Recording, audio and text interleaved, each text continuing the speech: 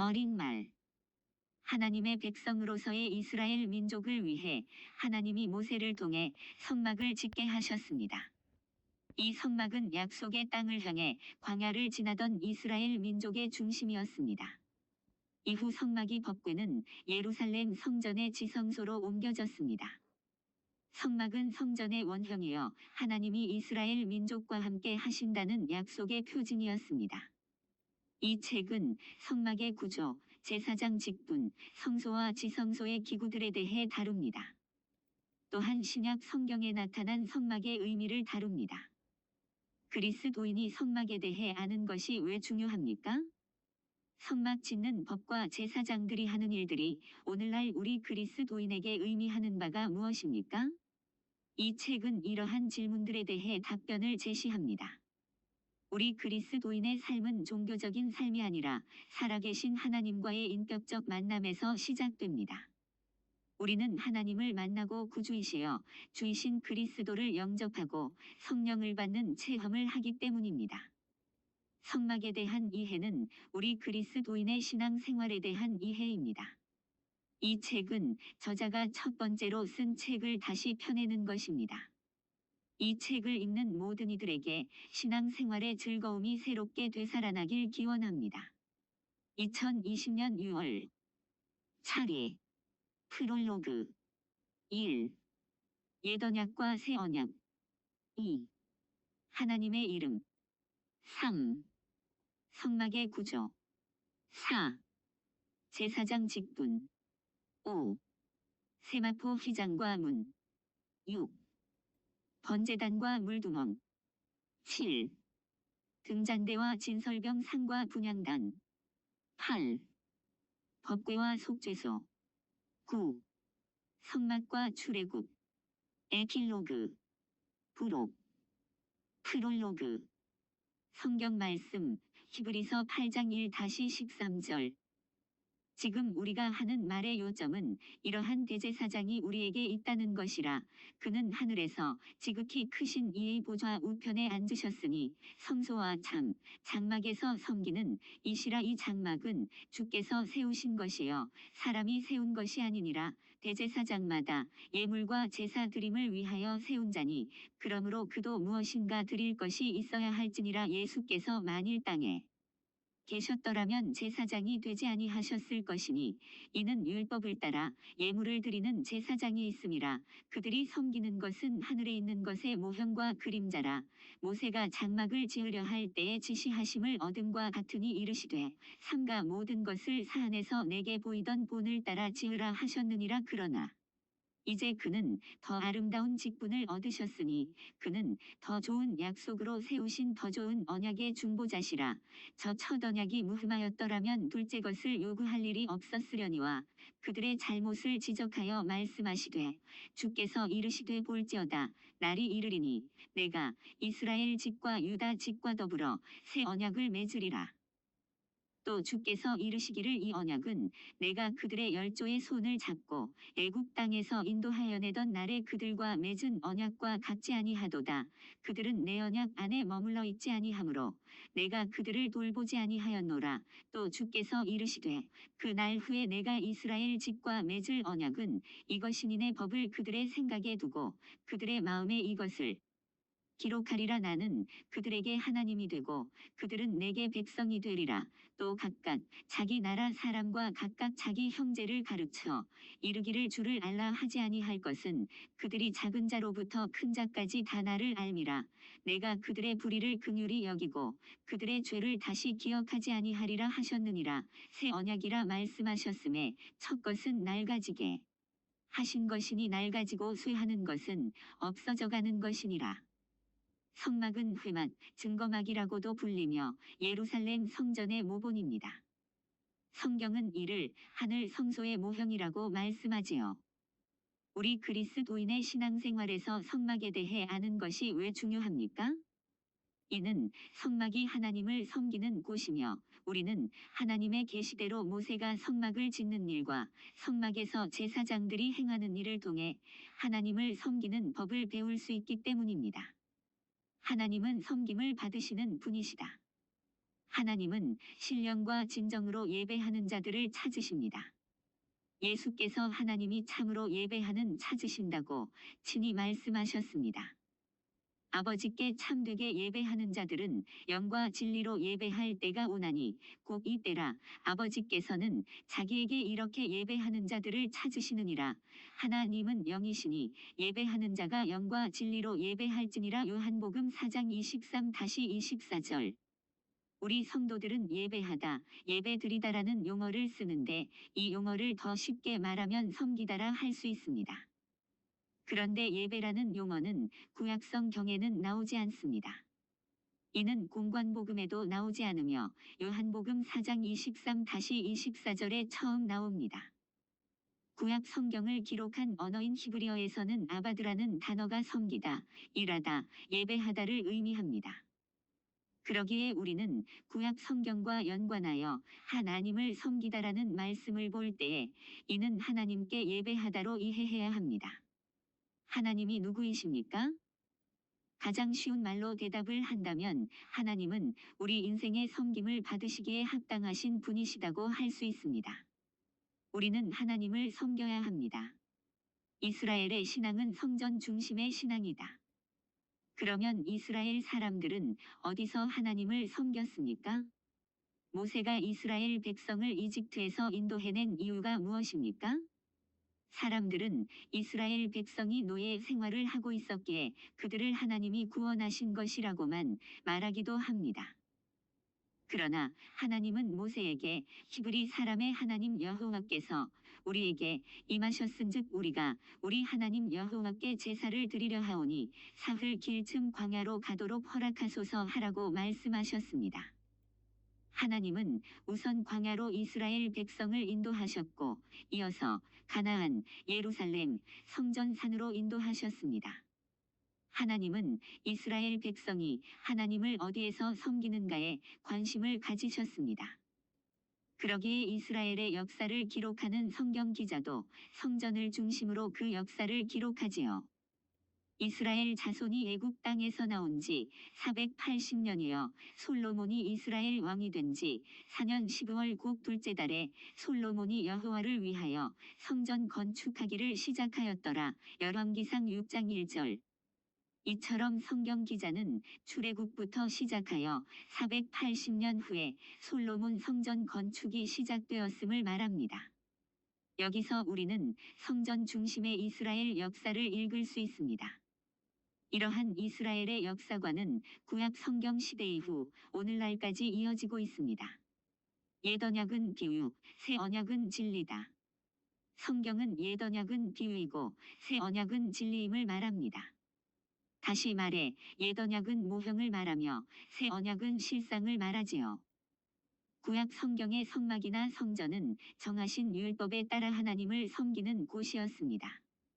하지만 예수께서 너희가 이 성전을 헐라 내가 사흘 동안에 일으키리라 하셨습니다. 요한은 예수께서 성전된 자기 육체를 가리켜 말씀하신 것이라고 했습니다. 옛 언약의 성막이나 성전은 예수께서 육체로 오시기 전까지만 하나님을 섬기는 곳이었습니다. 이 성막이나 성전에서 드리는 제사로는 단지 육체를 정결하게 할 뿐이었습니다. 그리고 날마다 해마다 제사를 드려야 했습니다. 그러나 새 언약에서는 침례를 받으실 때 성령이 임하심으로 예수 그리스도의 육체가 성전된 것 같이 우리의 영혼에 성령이 임하심으로 우리의 영혼이 성전이 됩니다.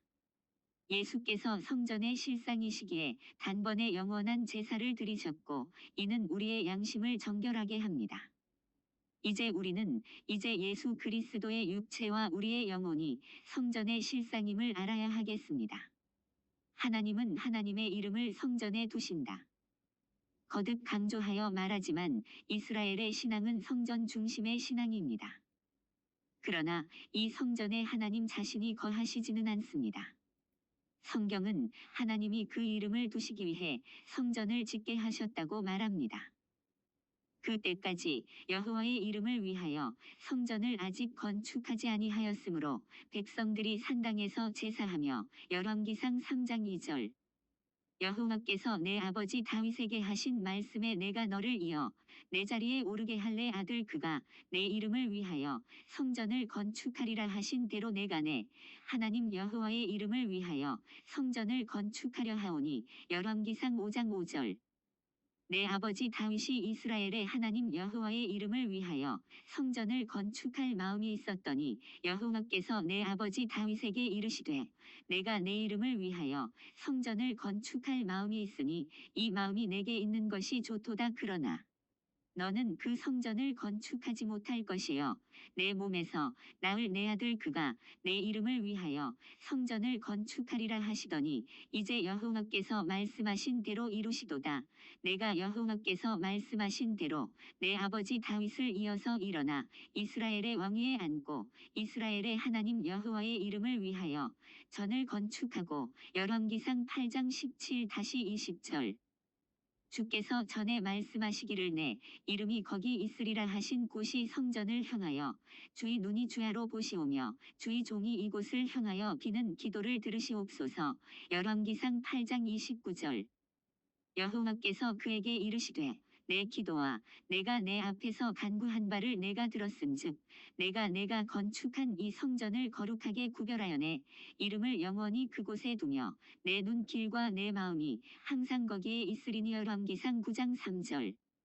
이처럼 하나님은 성전에 자기 이름을 두시는 분이십니다.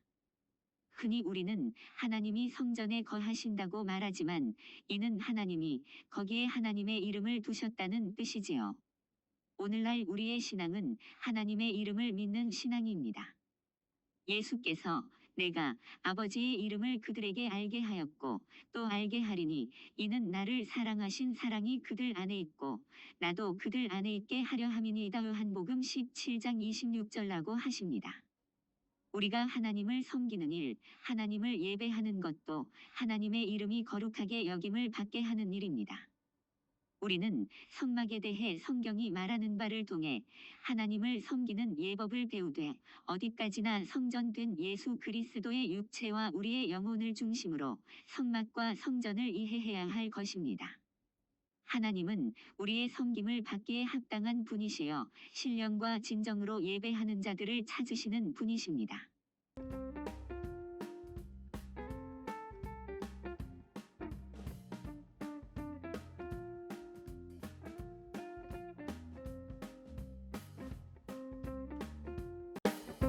과 새 언약. 성경 말씀 히브리서 9장 1-10절. 첫 언약에도 섬기는 예법과 세상에 속한 성소가 있더라. 예비한 첫 장막이 있고 그 안에 등잔대와 상과 진설병이 있으니 이는 성소라 일컫고 또 둘째 휘장 뒤에 있는 장막을 지성소라 일컫나니 금 현노와 사면을 금으로 싼 언약궤가 있고 그 안에 만나를 담은 금 항아리와 아론의 쌍난 지팡이와 언약의 돌판들이 있고 그 이에 속죄소를 덮는 영광의 그룹들이 있으니 이것들에 관하여는 이제 낱낱이 말할 수 없노라.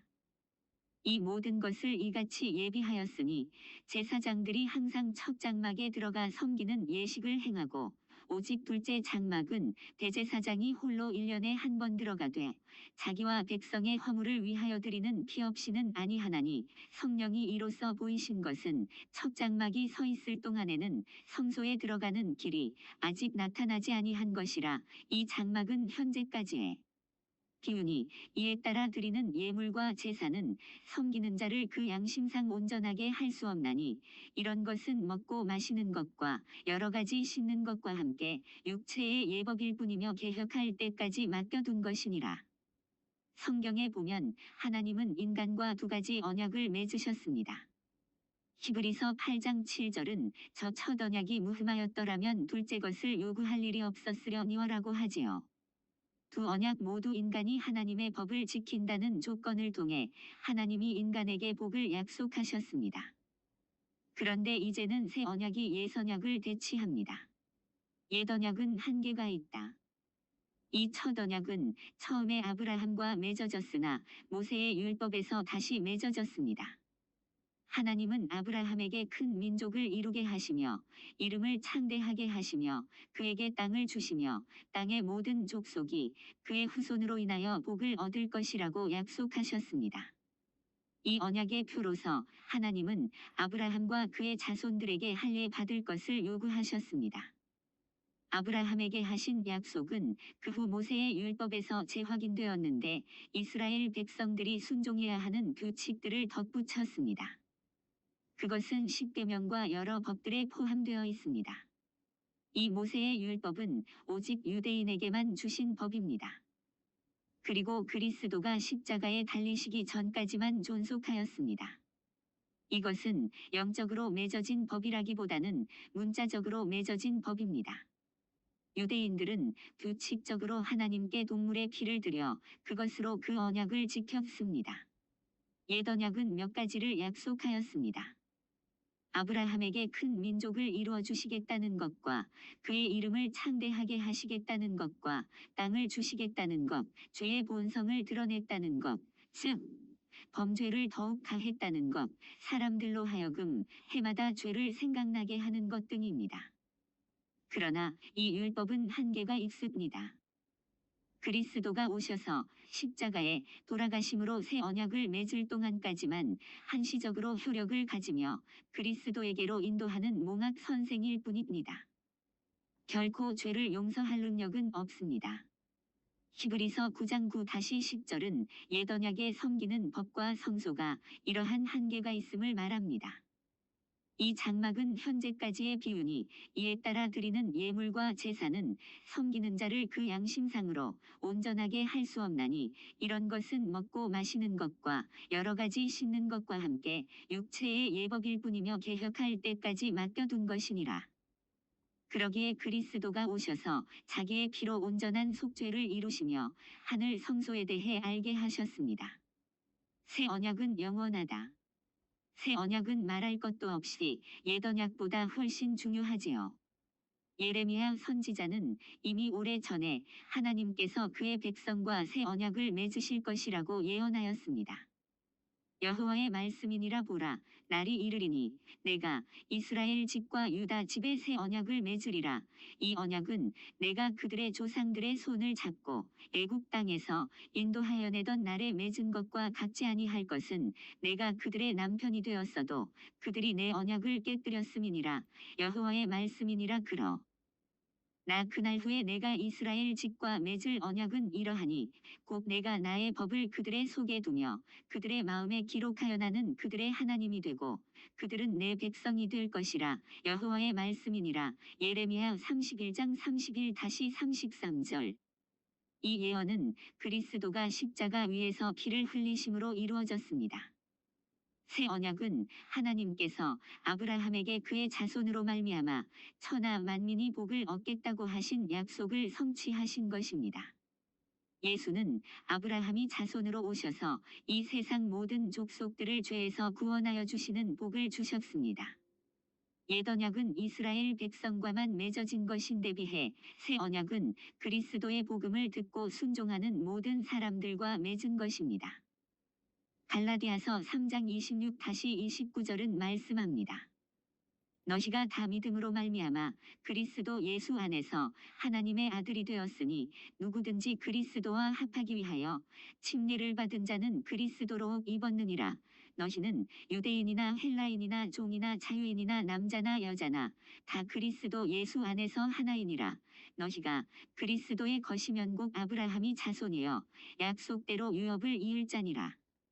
옛 언약은 동물의 피로서 언약을 맺었지만 새 언약은 하나님의 아들 예수 그리스도의 피로서 맺어졌습니다. 새 언약은 옛 언약에서처럼 문자적인 언약이 아니라 영적인 법입니다. 이제는 우리가 얽매였던 것에 대하여 죽었으므로 율법에서 벗어났으니 이러므로 우리가 영의 새로운 것으로 섬길 것이요 율법 조문에 묵은 것으로 아니할지니라. 로마서 7장 6절.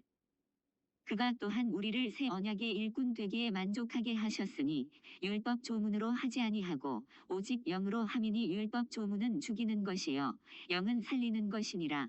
고린도후서 3장 6절. 옛 언약은 죄가 무엇인지 그 본성을 드러낼 뿐이지만 새 언약은 죄를 제거한다는 점에서도 차이가 납니다.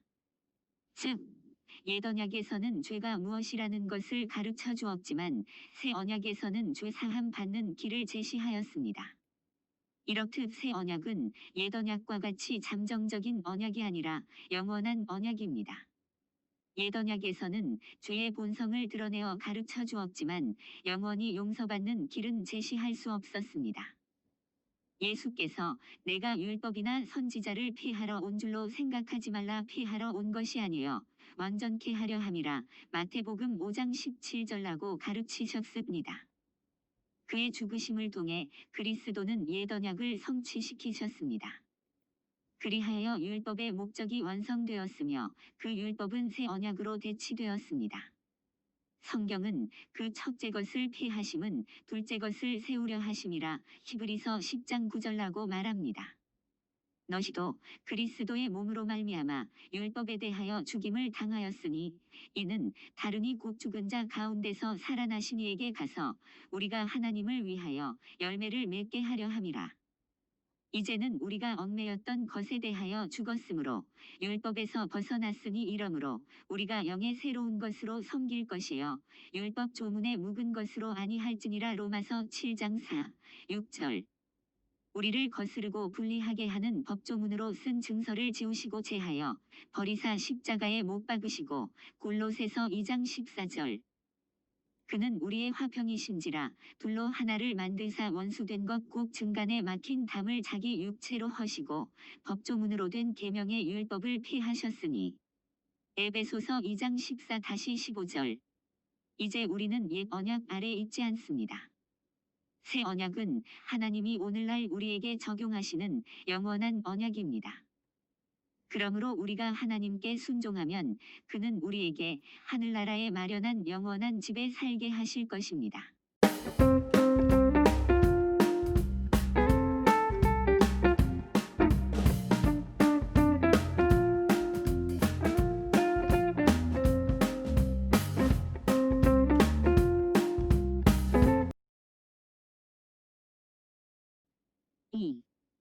하나님의 이름. 성경 말씀 출애굽기 3장 13-22절. 모세가 하나님께 아뢰되 내가 이스라엘 자손에게 가서 이르기를 너희의 조상의 하나님이 나를 너희에게 보내셨다 하면 그들이 내게 묻기를 그의 이름이 무엇이냐 하리니 내가 무엇이라고 그들에게 말하리이까. 하나님이 모세에게 이르시되 나는 스스로 있는 자이니라. 또 이르시되 너는 이스라엘 자손에게 이같이 이르기를 스스로 있는 자가 나를 너희에게 보내셨다 하라. 하나님이 또 모세에게 이르시되 너는 이스라엘 자손에게 이같이 이르기를 너희 조상의 하나님 여호와 곧 아브라함이 하나님 이삭의 하나님 야곱의 하나님께서 나를 너희에게 보내셨다 하라. 이는 나의 영원한 이름이에요 대대로 기억할 나의 칭호니라. 너는 가서 이스라엘의 장로들을 모으고 그들에게 이르기를 여호와 너희 조상의 하나님 곧 아브라함과 이삭과 야곱의 하나님이 내게 나타나 이르시되 내가 너희를 돌보아 너희가 애굽에서 당한 일을 확실히 보았노라. 내가 말하였거니와 내가 너희를 애굽의 고난 중에서 인도하여내어 적과 꿀이 흐르는 땅 곧 가나안 족속, 헷 족속, 아모리 족속, 브리스 족속, 히위 족속, 여부스 족속의 땅으로 올라가게 하리라 하셨다 하면 그들이 내 말을 들으리니 너는 그들의 장로들과 함께 애굽 왕에게 이르기를 히브리 사람의 하나님 여호와께서 우리에게 임하셨은즉 우리가 우리 하나님 여호와께 제사를 드리려 하오니 사흘길쯤 광야로 가도록 허락하소서 하라. 내가 아노니 강한 손으로 치기 전에는 애굽 왕이 너희가 가도록 허락하지 아니하다가 내가 내 손을 들어 애국 중에 여러 가지 이적으로 그 나라를 친 후에야 그가 너희를 보내리라. 내가 애국 사람으로 이 백성에게 은혜를 입히게 할지라. 너희가 나갈 때에 빈손으로 가지 아니하리니 여인들은 모두 그 이웃 사람과 및 자기 집에 거류하는 여인에게 은 패물과 금 패물과 의복을 구하여 너희의 자녀를 꾸미라. 너희는 애국 사람들의 물품을 취하리라. 성막은 하나님의 거처입니다. 그러나 하나님은 광대하시기에 실제로는 이 성막에 거하지 아니하시고 자기 이름을 성막에 두시지요. 그리고 구름 기둥과 불 기둥으로 하나님 자신이 함께 하심을 증언하셨습니다. 성막은 하나님이 지상에 두신 하나님의 거처다. 성막은 여러 가지 이름을 갖고 있습니다. 그 가운데 하나는 이스라엘 백성이 모여서 하나님을 만나기의 회막입니다. 모세가 하나님으로부터 받은 십계명을 기록한 판이 있기에 증거막이라 불리기도 합니다. 히브리어로는 미시칸이라 하는데 이는 문자 그대로 거처라는 뜻입니다. 이스라엘 백성들은 하나님이 지상에 자기 거처로 성막을 두신 것이라 이해한 것입니다. 오늘날 사람들이 하나님을 믿지 않고 섬기지 않는 것은 하나님이 영이시기에 하나님을 볼 수도 없고 만질 수도 없기 때문입니다. 하나님께 참으로 예배하려면 영과 진리 곧 성령과 진리를 알아야 합니다. 성령과 진리를 알지 아니하고서는 하나님을 알 수도 없고 만날 수도 없고 예배를 드릴 수도 없습니다. 그러기에 하나님께 참으로 예배를 드리려면 우리는 눈에 보이는 우리 자신이 영적 존재임을 알고 영적 세계, 영적 존재에 대하여 알아야 합니다. 이는 하나님이 영이시며 우리는 영으로서만 하나님을 뵐 수 있고 만날 수 있기 때문입니다. 그러면 우리는 어떻게 영이신 하나님을 만날 수 있습니까? 성막은 하나님의 이름 계시의 출발점이다. 하나님은 출애굽을 앞두고 모세에게 자기 이름을 알리셨습니다. 그리고 성막을 지으시고 이를 토대로 후에 성전을 지으시고 거기에 자기 이름을 두신 것입니다. 사람의 이름은 누가 누구인지를 구별하는 표식입니다. 더 나아가서 이름은 그 사람의 인격을 나타내기도 하고 그 명성을 뜻하기도 합니다.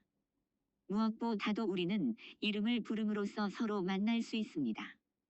성경은 하나님이 그 이름을 두시기 위해 성전을 짓게 하셨다고 말합니다. 주께서 전에 말씀하시기를 내 이름이 거기 있으리라 하신 곧 이 성전을 향하여 주의 눈이 주야로 보시오며 주의 종이 이곳을 향하여 기는 기도를 들으시옵소서. 열왕기상 8장 29절. 여호와께서 그에게 이르시되 내 기도와 내가 내 앞에서 간구한 바를 내가 들었은즉 내가 건축한 이 성전을 거룩하게 구별하여 내 이름을 영원히 그곳에 두며 내 눈길과 내 마음이 항상 거기에 있으리니. 열왕기상 9장 3절. 이처럼 이스라엘의 하나님은 자기 이름 여호와를 성전에 두십니다. 이 이름은 모세에게 천사를 통해서 전해진 하나님의 이름입니다. 그러나 첫째 것은 둘째 것이 와서 개혁할 때까지만 두신 것이라는 말씀처럼 이제는 하나님의 아들을 통해 새 이름을 알게 하셨습니다.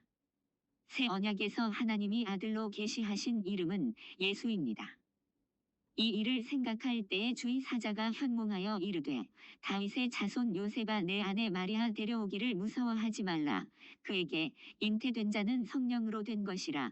아들을 낳으리니 이름을 예수라 하라. 이는 그가 자기 백성을 그들의 죄에서 구원할 자이심이라 하니라. 이 모든 일이 된 것은 주께서 선지자로 하신 말씀을 이루려 하심이니. 이르시되 보라, 처녀가 잉태하여 아들을 낳을 것이요 그의 이름은 임마누엘이라 하리라 하셨으니 이를 번역한즉 하나님이 우리와 함께 계시다 함이라. 마태복음 1장 20-23절. 예수 이름은 하나님이 새 언약에 속한 성도에게 주신 하나님의 이름입니다.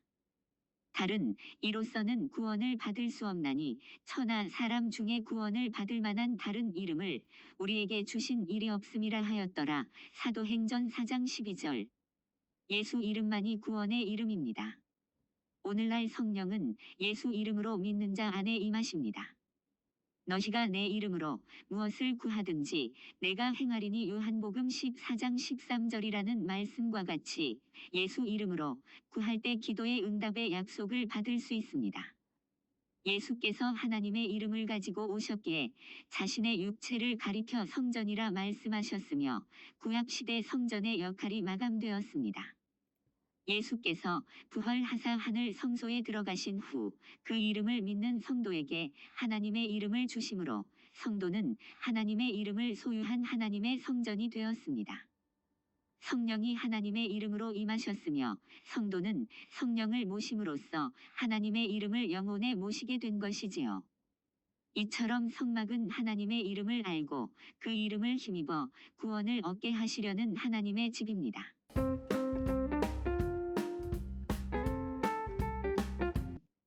성막의 구조. 성경 말씀 출애굽기 25장 1-9절. 여호와께서 모세에게 말씀하여 이르시되 이스라엘 자손에게 명령하여 내게 예물을 가져오라 하고 기쁜 마음으로 내는 자가 내게 바치는 모든 것을 너희는 받을지니라. 너희가 그들에게서 받을 예물은 이러하니 금과 은과 녹과 청색 자색 홍색 실과 가는 배 실과 염소 털과 붉은 물 들인 순양의 가죽과 해달의 가죽과 조각 목과 등유와 관유에 드는 향료와 분향할 향을 만들 향품과 호마노며 애복과 흉패에 물릴 보석이니라. 내가 그들 중에 거할 성소를 그들이 나를 위하여 짓되 무릇 내가 내게 보이는 모양대로 장막을 짓고 기구들도 그 모양을 따라 지을지니라. 성막은 하나님의 집입니다. 하나님은 성막을 설계하시고 성막 짓는 법을 모세에게 알려주셨지요. 하나님이 시내 산에서 모세에게 명하셨습니다. 성막은 하나님이 모세에게 보이신 대로 지어졌다. 출애굽기 25-31장은 이 하나님의 말씀을 기록합니다. 무릇 내가 내게 보이는 모양대로 장막을 짓고 기구들도 그 모양을 따라 지을지니라. 출애굽기 25장 9절. 모세를 통해 하나님이 성막을 지으라 하셨으니 이 성막은 사람의 손으로 지은 하나님의 집입니다. 하나님은 그 성막을 자기의 처소로 정하시고 이스라엘과 하나님의 만남의 장소로 정하신다고 약속하셨던 것입니다. 하나님은 성막을 지을 재료를 예물로 내게 하셨고 성막의 크기를 정하셨고 드는 방법도 일러주셨습니다. 성막은 이스라엘 백성이 드린 예물로 지어졌다.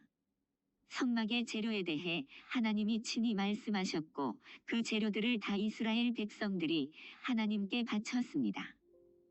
금과 은과 녹과 청색 자색 홍색 실과 가는 배 실과 염소 털과 붉은 물 들인 순양의 가죽과 해달의 가죽과 조각 목과 등유와 관유에 드는 향료와 분향할 향을 만들 향품과 호마노며 애복과 흉패에 물릴 보석이니라. 출애굽기 25장 3-7절.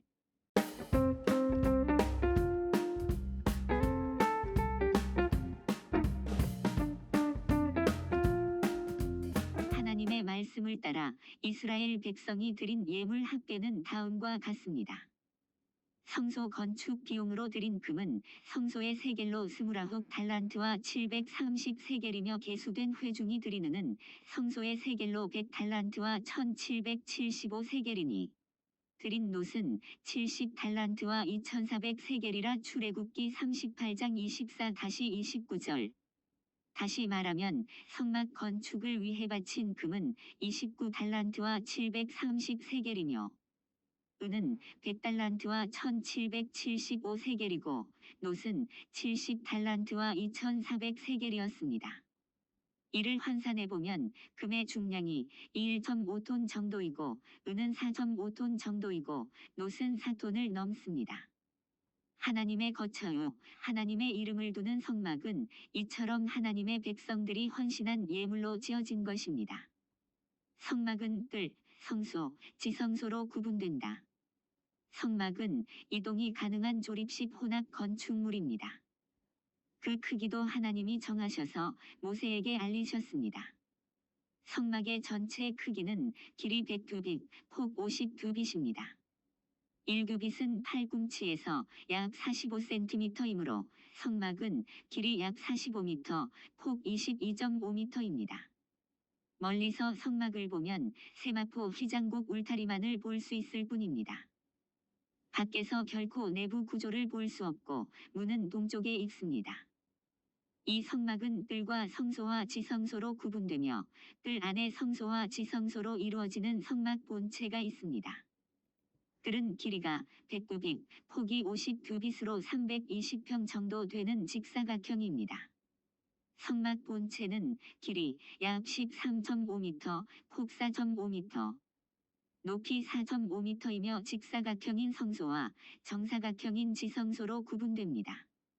남북은 각기 20개의 기둥, 동서는 각기 10개의 기둥이 세워졌고 모두 60개의 기둥을 세마포 휘장으로 둘렀습니다.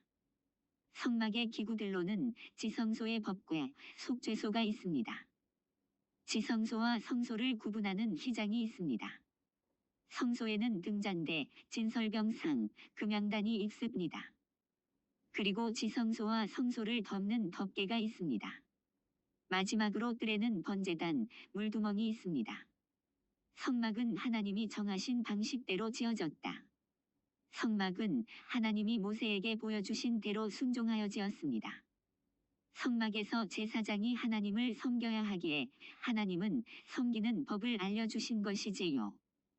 성막에서 제사장이 하나님을 섬기는 법은 예수 안에서 왕 같은 제사장이 된 성도의 신앙생활을 잘 나타냅니다. 성막의 구조를 보면 동문으로 시작해서 뜰이 있고 방 2개가 있는데 첫째가 성소이고 그 안에 지성소가 있습니다. 각각의 장소마다 제사장이 하나님을 섬기는 기구들이 있습니다. 뜰에는 번제단과 물두멍이 있어서 거기서 하나님께 번제를 드리며 손발을 닦습니다. 뜰에서 이루어진 사역은 회개와 침례를 예표합니다. 우리 죄를 위해 대속제물이 되신 그리스도의 죽으심과 다시 사심을 드러냅니다. 성소에는 등잔대와 진설병 상과 금양단이 있습니다.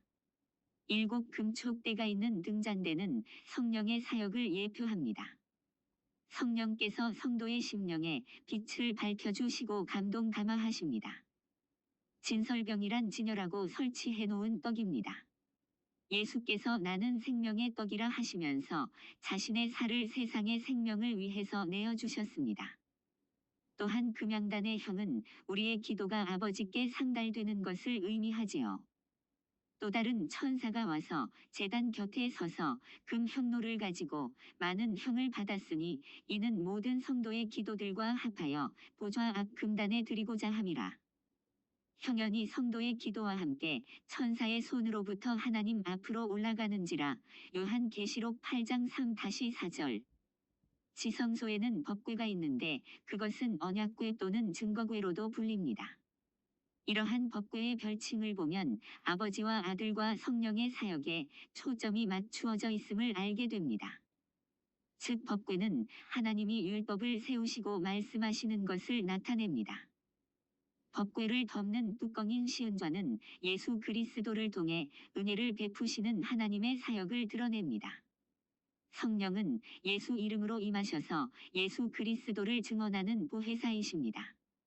이처럼 성막은 하나님을 위하여 하나님에 의해 지어진 하나님의 집입니다. 하나님의 이름이 거룩하게 여겨지게 하고 하나님의 나라를 보여주며 하나님의 의도를 알게 하는 성소입니다. 4.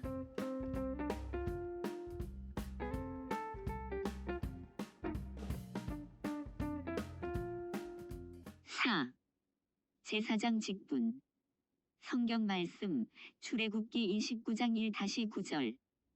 내가 그들에게 나를 섬길 제사장 직분을 위임하여 그들을 거룩하게 할 일은 이러하니 곧 어린 수소 하나와 흠없는 순양 2를 택하고 무교병과 기름 섞인 무교 과자와 기름 바른 무교 전병을 모두 고운 밀가루로 만들고 그것들을 한 광주리에 담고 그것을 광주리에 담은 채 그 송아지와 2 양과 함께 가져오라. 너는 아론과 그의 아들들을 회막 문으로 데려다가 물로 씻기고 의복을 가져다가 아론에게 속옷과 에봇 받침 겉옷과 에봇을 입히고 흉패를 달고 에봇에 정교하게 짠띠를 띠게 하고 그의 머리에 관을 씌우고 그 위에 거룩한 패를 더하고 관유를 가져다가 그의 머리에 부어 바르고 그의 아들들을 데려다가 그들에게 속옷을 입히고 아론과 그의 아들들에게 띠를 띄우며 관을 씌워 그들에게 제사장의 직분을 맡겨 영원한 규례가 되게 하라. 너는 이같이 아론과 그의 아들들에게 위임하여 거룩하게 할지니라. 누가 제사장 직분을 맡습니까? 하나님은 모세에게 명하여 모세의 형 아론과 그 아들들이 제사장이 되었지요. 하나님이 세우신 것이지요.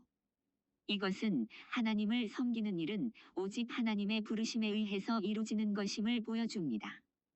이와 같은 사실은 오늘날 하나님을 섬기기 위해 직분을 받은 모든 자에게 해당됩니다.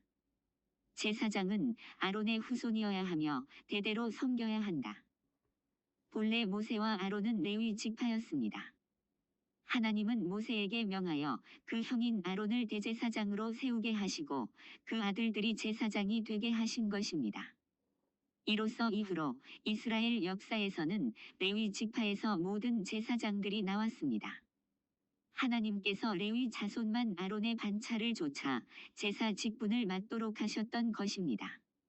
아론의 아들은 나답, 아비후, 엘르아살, 이다말입니다. 이들은 아론의 네 아들입니다.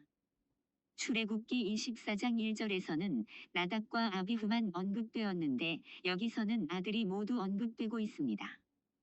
나답과 아비후는 훗날 하나님께 제사를 잘못 드리다가 죽었고 엘르아살이 아론의 뒤를 이어 대제사장이 되었습니다.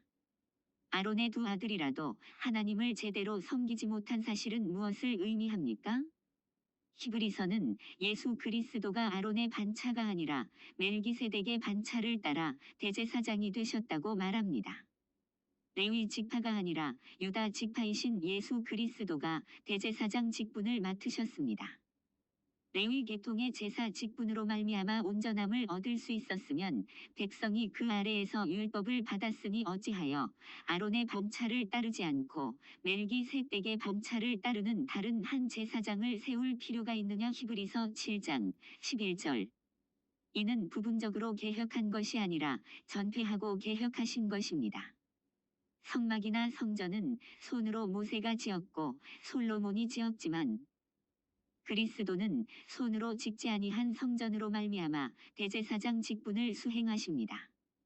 예수 그리스도는 이전의 제사장들과는 전혀 다른 방식으로 제사장이 되셨습니다. 그리스도는 맹세로 제사장이 되셔서 더 좋은 언약의 보증이 되셨습니다. 하지만 그들에게는 하나님이 맹세하신 적이 없습니다. 성경은 이에 대해 말씀합니다. 또 예수께서 제사장이 되신 것은 맹세 없이 된 것이 아니니 그들은 맹세 없이 제사장이 되었으되 오직 예수는 자기에게 말씀하시니로 말미암아 맹세로 되신 것이라. 주께서 맹세하시고 뉘우치지 아니하시리니 내가 영원히 제사장이라 하셨도다. 이와 같이 예수는 더 좋은 언약의 보증이 되셨느니라. 히브리서 7장 20-22절. 이러한 대제사장은 우리에게 합당하니 거룩하고 악이 없고 더러움이 없고 죄인에게서 떠나 계시고 하늘보다 높이 되시니라. 그는 저 대제사장들이 먼저 자기 죄를 위하고 다음에 백성의 죄를 위하여 날마다 제사 드리는 것과 같이 할 필요가 없으니 이는 그가 단번에 자기를 들여 이루셨음이니. 라. 율법은 약점을 가진 사람들을 제사장으로 세웠거니와 율법 후에 하신 맹세의 말씀은 영원히 온전하게 되신 아들을 세우셨느니라. 히브리서 7장 26-28절. 그 분은 이제 하나님 보좌 우편에 계시는 분이시며 우리는 그 분으로 말미암아 하나님께 들어갈 담력을 얻게 되었습니다. 제사장은 특별한 의복으로 다른 사람들과 성별된다. 제사장은 어떻게 성별됩니까? 출애굽기 28장에 보면 하나님은 모세에게 명령하여 영화롭고 아름다운 옷을 지어 제사장이 입게 하셨습니다. 히브리어로 옷을 뜻하는 베게드는 덮다, 가리다는 동사 바가드에서 유래했습니다. 하나님은 모세에게 명하여 제사장의 옷에 대해 특별하게 규정하고 있는데 이것은 제사장이 하나님께서 직접 제정하시고 하나님이 주신 지혜로 장인들이 지은 옷을 입음으로써 인간의 죄를 덮는다는 의미가 내포되어 있기 때문입니다. 이러한 제사장 의복은 제사장의 임무를 수행하는 아론과 그의 아들들의 더러움, 더 나아가 백성들의 죄를 덮음으로 그들을 거룩하게 한다는 의미에서 거룩한 옷입니다. 첫째, 흉패는 애복 앞 가슴에 달린 일종의 주머니입니다. 길이와 넓이가 각각 한 뼘인 정사각형 모양입니다. 이 흉패 위에 이스라엘 12지파를 상징하는 보석을 붙였으며 안에는 우림과 둠림을 넣었습니다. 12지파를 상징하는 보석을 기념 보석으로 삼으신 것은 이스라엘 온 백성이 하나님의 보호 아래 하나의 공동체를 이루고 있음을 상징합니다. 이 신앙 공동체는 영적 공동체인 그리스도의 몸된 예수교회를 예표합니다. 둘째, 에봇은 대제사장이 제일 겉에 입는 긴 옷으로 일종의 앞치마입니다. 셋째, 겉옷은 에봇 밑에 받쳐 입는 옷이므로 일명 에봇 받침 겉옷이라 불립니다. 일종의 도포입니다. 넷째, 속옷은 에봇 받침 겉옷 안에 입는 옷입니다. 이를 수를 놓은 옥 영역본 킹제임스 성경 자수 소곡 공동번역이라 번역합니다. 다섯째, 관은 대제사장이 머리에 쓰던 일종의 사모입니다. 여섯째, 띠는 두 가지 종류가 있는데 하나는 내복 위에 매는 것이고 다른 하나는 반포 소곡 위에 매는 것입니다. 이상에서 보는 제사장의 옷, 특히 대제사장의 옷은 화려한 옷입니다. 하나님이 제사장의 옷을 화려하게 만들도록 지시하신 이유는 제사장은 그 복장에서부터 그리스도의 영광을 드러내어야 했기 때문입니다. 제사장은 기름 부음을 받는 위임식을 통해 제사장 직분을 수행한다. 이스라엘 백성들을 효율적으로 통치하기 위하여 하나님은 모세가 지니고 있던 고난 중에서 사법, 행정 이외의 제사장 직분을 아론과 그 아들에게 위임하라는 하셨지요. 이 제사장 직분은 어떻게 시작됩니까? 이 특별한 제사장 위임식에 대해서는 출애굽기 29장과 레위기 8장이 이를 자세히 규정합니다. 아론과 그 아들들에게 제사장 직분을 위임하기에 앞서 그들을 성별하게 하는데 젊은 수소 하나와 수양 둘로 제사를 드려야 했습니다. 이 중 수소는 속죄제를 위한 것이며 수양 둘은 각각 번제와 화목제를 위한 것입니다. 희생 제물로 쓰이는 수송아지의 머리에 안수하는 것은 사람과 제물을 동일시하여 그 제물에게 사람의 죄를 전가시킨다는 의미를 지닙니다. 그리고 희생 제물의 피를 번제단의 뿔에 바르는 것은 하나님께서 그 피를 받으시고 대신 인간의 죄를 사해달라는 간구입니다. 그리고 관유를 대제사장에게 부었습니다. 관유란 거룩한 목적에 사용하기 위하여 특별히 만든 기름을 가리킵니다. 이처럼 대제사장을 위해 제사를 드리며 기름을 붓는 것은 이는 인간과 하나님 사이의 중보자 역할을 담당할 대제사장 역시 죄인임을 보여주는 것입니다. 하지만 그리스도의 제사장 직분은 옛 계약의 직분과 구별됩니다. 염소와 송아지의 피로 하지 아니하고 오직 자기의 피로 영원한 속죄를 이루사 단번에 성소에 들어가셨느니라. 염소와 황소의 피와 및 암송아지의 죄를 부정한 자에게 뿌려 그 육체를 정결하게 하여 거룩하게 하거든 하물며 영원하신 성령으로 말미암아 흠없는 자기를 하나님께 드린 그리스도의 피가 어찌 너희 양심을 죽은 행실에서 깨끗하게 하고 살아계신 하나님을 섬기게 하지 못하겠느냐. 히브리서 9장 12-14절. 이처럼 제사장 직분이 개혁됨으로써 제사와 제물도 개혁되어 사람의 양심을 온전하게 하며 살아계신 하나님을 섬기게 하는 것입니다. 그리스도는 영원한 제사를 영원한 제물로 하나님께 드려지심으로 죄지은 사람들의 영혼을 영원히 온전하게 하셨던 것입니다. 오직 그리스도는 죄를 위하여 한 영원한 제사를 드리시고 하나님 우편에 앉으사 그 후에 자기 원수들을 자기 발등상이 되게 하실 때까지 기다리시나니 그가 거룩하게 된 자들을 한 번의 제사로 영원히 온전하게 하셨느니라. 히브리서 10장 12-14절. 대제사장 위임식은 7일 동안 행해졌습니다. 속죄와 헌신, 화목, 봉사 등을 거룩하고 온전하게 하려 함이었음을 알 수 있습니다.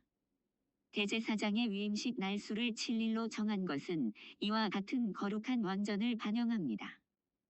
과거에는 의롭다 함을 얻을 사람이 전혀 없었으나 이제 믿음으로 의롭다 함을 얻었으며 우리 주 예수로 말미암아 하나님과 더불어 화평을 얻게 되었습니다. 예수 안에서 그리스도인은 그리스도의 제사장 직분으로 영원히 의롭다 함을 얻습니다. 우리는 주 예수 그리스도로 옷 입고 로마서 13장 14절 왕같은 제사장들 베드로전서 2장 9절로 영원히 하나님을 섬기는 자들입니다. 최초의 대제사장은 아론이다. 아론은 첫 번째 대제사장입니다.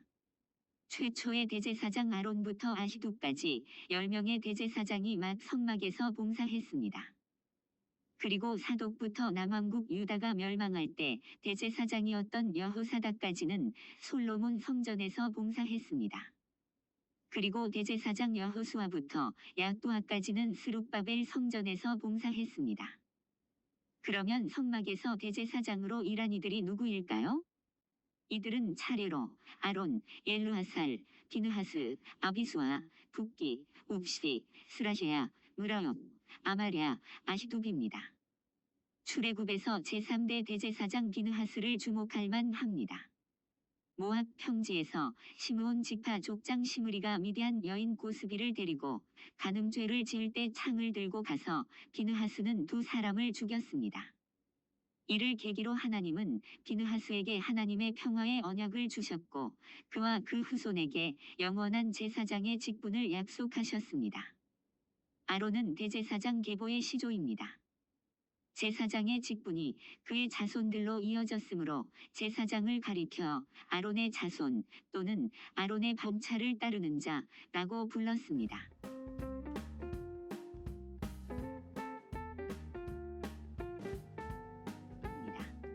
5. 세마포 휘장과 문. 성경 말씀 출애굽기 27장 9-19절. 너는 성막의 뜰을 만들지니 남쪽을 향하여 뜰 남쪽에 너비가 100규빗의 세마포 휘장을 쳐서 그 한쪽을 당하게 할지니 그 기둥이 스물이며 그 받침 스물은 노스로 하고 그 기둥의 갈고리와 가름대는 은으로 할지며 그 북쪽에도 너비가 100규빗의 포장을 치되 그 기둥이 스물이며 그 기둥의 받침 스물은 노스로 하고 그 기둥의 갈고리와 가름대는 은으로 할지며 뜰의 옆국 서쪽에 너비 50규빗의 포장을 치되 그 기둥이 열이여 받침이 열이며 동쪽을 향하여 뜰 동쪽의 너비도 50규빗이 될지며 문 이쪽을 위하여 포장이 15규빗이며 그 기둥이 셋이여 받침이 셋이여 문 저쪽을 위하여도 포장이 15규빗이며 그 기둥이 셋이여 받침이 셋이며 뜰 문을 위하여는 청색 자색 홍색 실과 가늘게 꼰 배실로 수 노하 짠 20규빗의 휘장이 있게 할지니 그 기둥이 넷이여 받침이 넷이며 뜰 주위 모든 기둥의 가름대와 갈고리는 은이여 그 받침은 노시며 뜰의 길이는 100규빗이요 너비는 50규빗이요 세마포 휘장의 높이는 5규빗이요 그 받침은 노시며 성막에서 쓰는 모든 기구와 그 말뚝과 뜰의 포장 말뚝을 다 노스로 할지니라. 성막 밖에서 사람들은 성막의 세마포장국 세마포 휘장을 볼 수 있고 그 휘장 너머로 지붕을 볼 수 있을 뿐이지요. 이 세마포 휘장은 흰색이며 동서쪽의 가로가 약 25m이고 남북쪽의 세로가 약 50m입니다. 세모포 휘장 안의 넓이가 약 400평입니다. 세마포 휘장은 성도의 행실을 나타낸다. 그러면 세마포 휘장의 높이는 얼마입니까? 이 세마포 휘장의 높이는 약 2.5m입니다. 이는 키가 큰 사람이라도 감히 넘어다 볼 수 없음을 말해줍니다. 세마포 휘장 너머로 보이는 지붕은 높이가 약 5m입니다.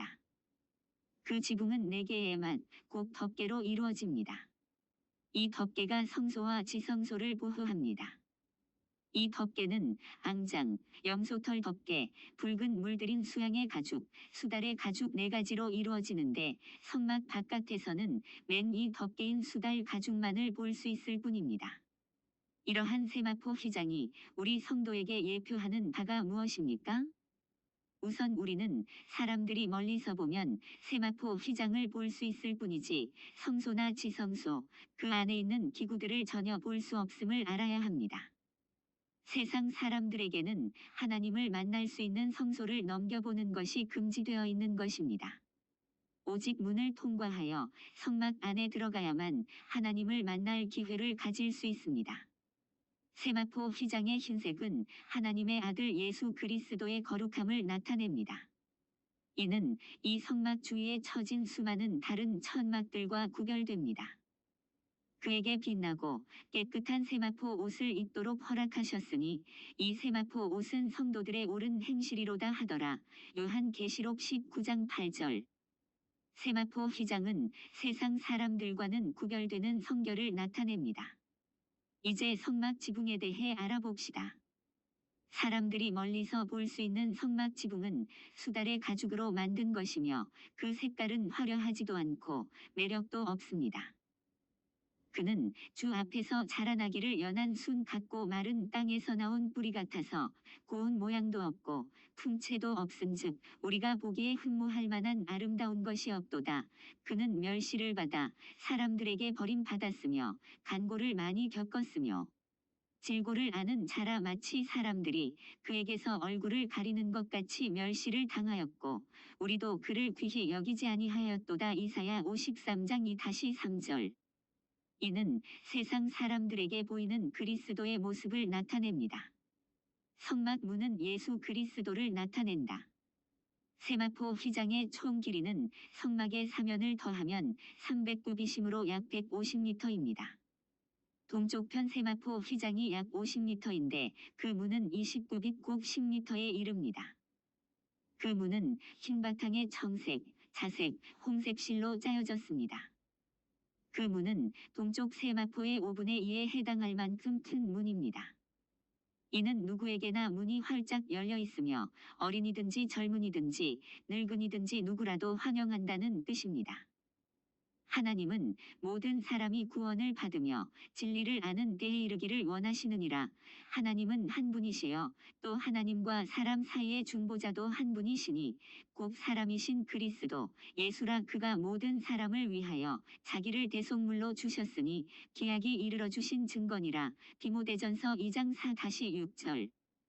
그 문은 청색, 자색, 홍색 실로 화려하게 만들어진 문입니다.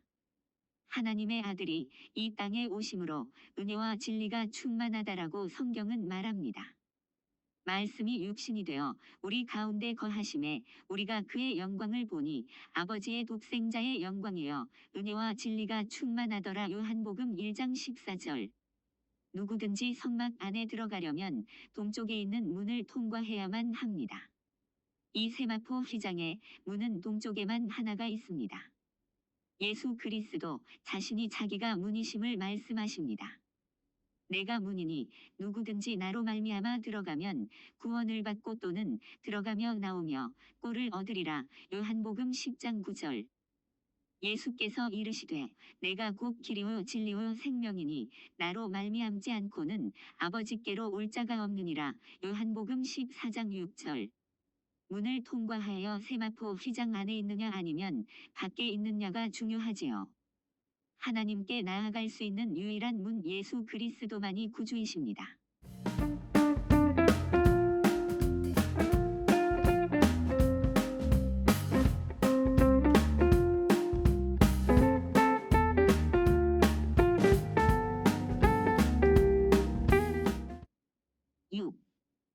번제단과 물두멍. 성경 말씀, 성경 본문, 출애굽기 27장 1-8절. 너는 조각목으로 길이가 5규빗, 너비가 5규빗의 제단을 만들되 네모 반듯하게 하며 높이는 3규빗으로 하고 그 네 모퉁이 위에 뿔을 만들되 그 뿔이 그것에 이어지게 하고 그 제단을 노스로 싸고 재를 담는 통과 부삽과 대야와 고기 갈고리와 불 옮기는 그릇을 만들되 제단의 그릇을 다 노스로 만들지며 제단을 위하여 노스로 그물을 만들고 그의 네 모퉁이에 높고리 넷을 만들고 그물은 제단 주위 가장자리 아래 곡 제단 절반에 오르게 할지며 또 그 제단을 위하여 채를 만들되 조각목으로 만들고 노스로 쌀지며 제단 양쪽 고리에 그 채를 꿰어 제단을 매게 할지며 제단은 널판으로 속이 비게 만들되 산에서 내게 보인 대로 그들이 만들게 하라. 성막은 하나님의 집입니다. 세마포 휘장의 문을 통과하여 성막에 들어서면 뜰입니다. 이 뜰은 이스라엘 백성 중에 죄 사함을 받고자 하는 이들이 소나 양이나 비둘기를 가지고 들어오는 곳이지요. 번제단. 번제단은 성막 뜰에 있습니다. 제사장은 하나님께 바칠 제물을 잡아서 내장을 꺼내고 토막을 내어서 불로 태워 그 연기가 하늘로 올라가게 합니다. 번제단은 죄를 전가 받은 소나 양이나 비둘기가 희생되는 곳으로 누구든 번제단을 통과하지 않고는 성소에 들어갈 수 없습니다. 죄인이 1년 된 흠없는 어린 양을 가지고 제사장에게 나아가면 제사장은 그 제물이 흠이 있는지 검사합니다. 제물이 흠이 없으면 제사장은 그 제물에 안수하여 죄인으로부터 고백받은 죄를 덮어 씌웁니다. 흠없는 어린 양은 죄 없으신 예수를 상징합니다. 예수께서 우리 죄를 대신해 십자가에서 피 흘려 죽으셨습니다. 우리 죄에 대한 형벌을 친히 받으셨습니다. 그러므로 예수를 구주로 믿는 모든 사람은 예수의 십자가, 보혈로 자신의 모든 죄들을 깨끗이 씻을 수 있습니다. 우리는 예수의 피로 죄사함을 받습니다. 물두멍. 번제단과 성소 사이에 물두멍이 있습니다. 그 안에 물을 담아 제사장들이 손발을 씻습니다. 번제단에서 헌물을 태울 때에 씻어야 합니다. 그리고 물두멍에서 물로 손발을 씻지 않고 성소에 들어가면 죽습니다. 성막은 마루바닥이 없이 맨 땅에 지었고 신을 벗은 채 땅을 밟아야 하므로 발이 먼지로 더럽혀집니다. 따라서 제사장이 거룩한 성소에 들어가기 위해선 더러워진 손발을 물두멍에서 씻어야 합니다. 번제단이 예수 그리스도의 십자가 대속을 보여준다면 물두멍은 성도의 성결을 나타냅니다. 요한복음 13장에서 예수께서 제자들의 발을 씻겨주신 것도 죄사함을 받은 자가 날마다 죄를 자백하고 성결해야 한다는 것을 의미합니다. 중생한 자도 죄를 지을 수 있는데 이때 자신의 죄들을 자백하고 용서를 받아야 합니다. 성결은 매일 말씀을 통해 자신을 깨끗이 씻음으로써 거룩하게 구별되는 것이지요. 예수께서 이르시되 이미 목욕한 자는 발밖에 씻을 필요가 없느니라 온 몸이 깨끗하니라 너희가 깨끗하나 다는 아니니라 하시니 요한복음 13장 10절. 만일 우리가 우리 죄를 자백하면 그는 믿으시고 의로우사 우리 죄를 사하시며 우리를 모든 불의에서 깨끗하게 하실 것이요 요한일서 1장 9절. 이는 곧 물로 씻어 말씀으로 깨끗하게 하사 거룩하게 하시고 에베소서 5장 26절. 그들을 진리로 거룩하게 하옵소서. 아버지의 말씀은 진리니이다. 요한복음 17장 17절. 이집트에서 탈출한 후 이스라엘 백성은 모세의 인도로 바다를 건넜습니다. 모세에게 속하여 다 구름과 바다에서 침례를 받고 고린도전서 10장 2절. 또한 제사장이 성소에 들어가기 전에 번제단에서 번제를 드리고 물두멍에서 정결하게 하는 것은 그리스도인이 회개한 후 침례를 받고 죄 사함을 받는 것을 생각나게 합니다. 물은 예수 그리스도께서 부활하심으로 말미암아 이제 너희를 구원하는 표니 곧 침례라. 이는 육체의 더러운 것을 제하여 버림이 아니요 하나님을 향한 선한 양심의 간구니라. 베드로전서 3장 21절. 회개한 성도는 침례를 통해 죄사함을 받고 거듭나야만 성도의 삶을 살 수 있습니다. 베드로가 이르되 너희가 회개하여 각각 예수 그리스도의 이름으로 침례를 받고 죄사함을 받으라. 그리하면 성령의 선물을 받으리니. 사도행전 2장 38절. 오순절 날 베드로는 회개하고 침례를 받아 죄사함을 받아야만 성령을 받을 수 있다고 외쳤습니다.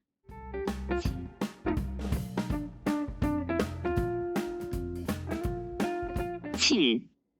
등잔대와 진설병 상과 분향단. 성경 말씀 출애굽기 25장 31-40절.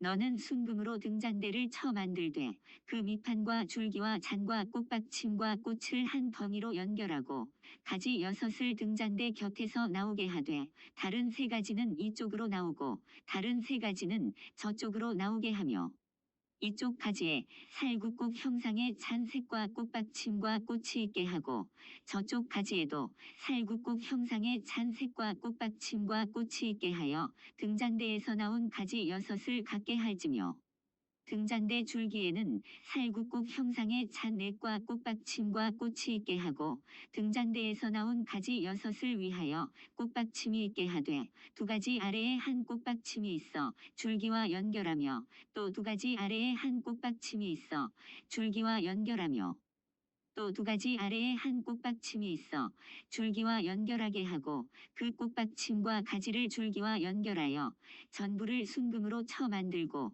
등잔 7을 만들어 그 위에 두어 앞을 비추게 하며 그 불 집게와 불똥 그릇도 순금으로 만들지니 등잔대와 이 모든 기구를 순금 1달란트로 만들되 너는 삼가 이 산에서 내게 보인 양식대로 할지니라.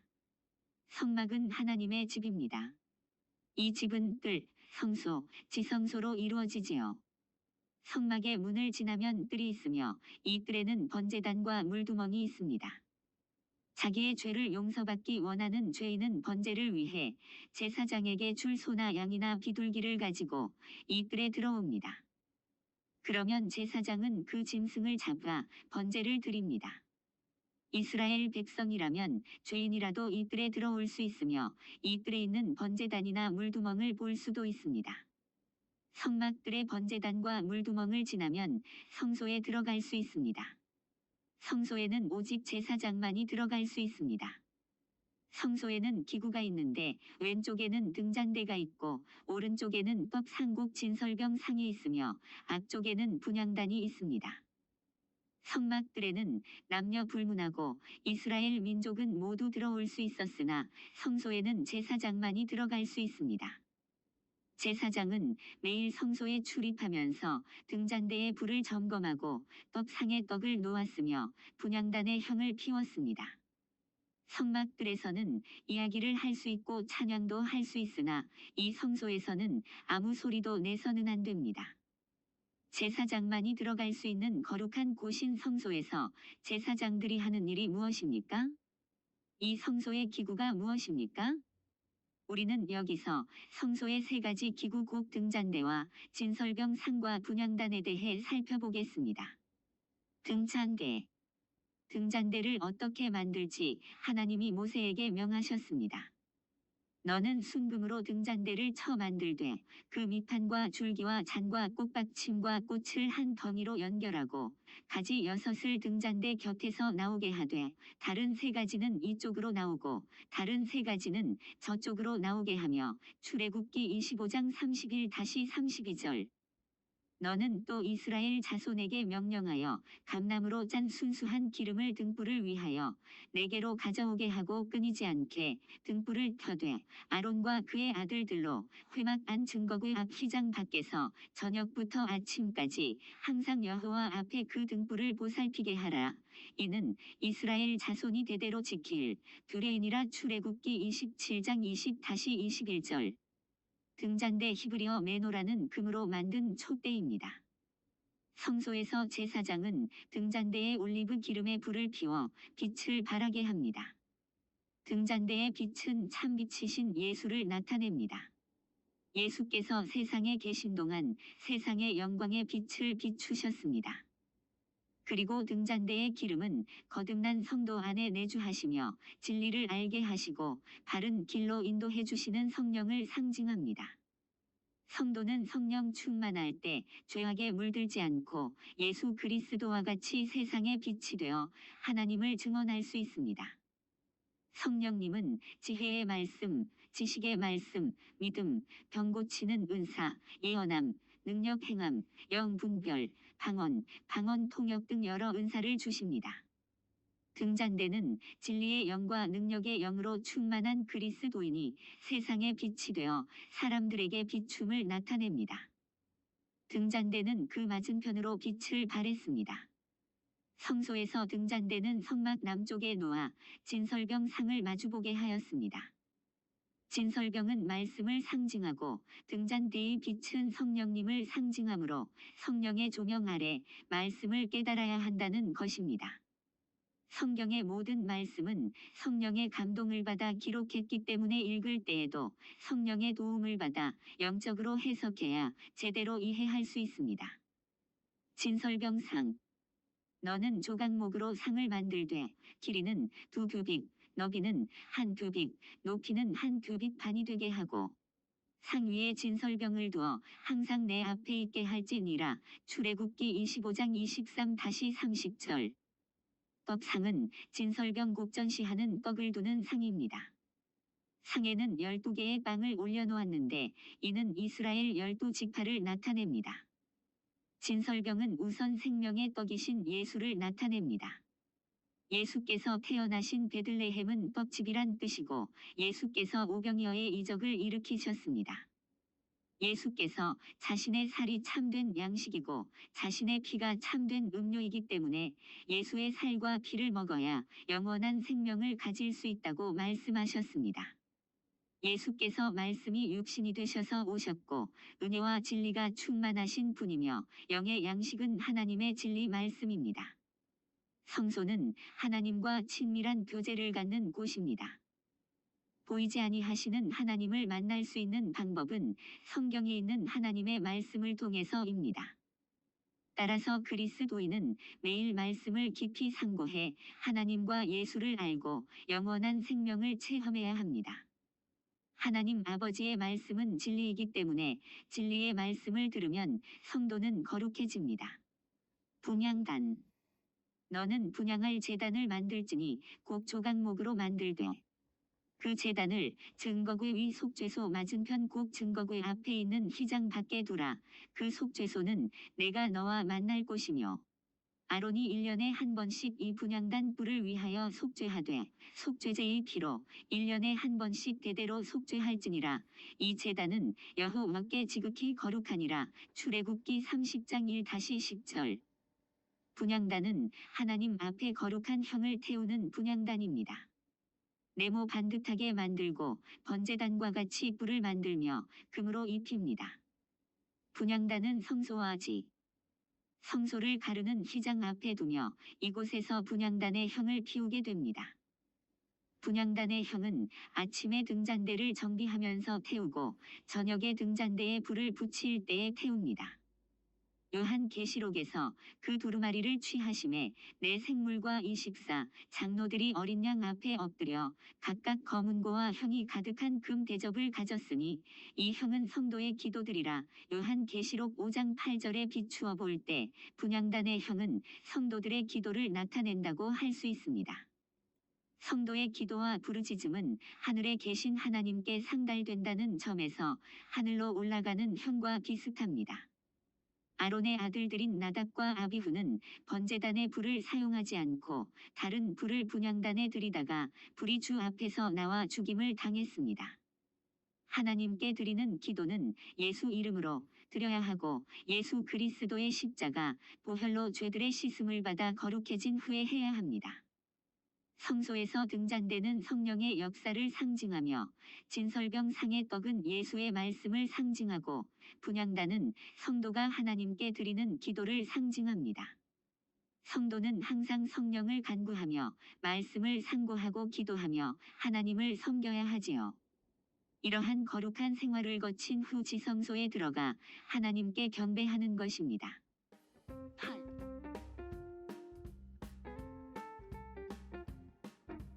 8. 법궤와 속죄소. 성경 말씀 출애굽기 25장 10-22절.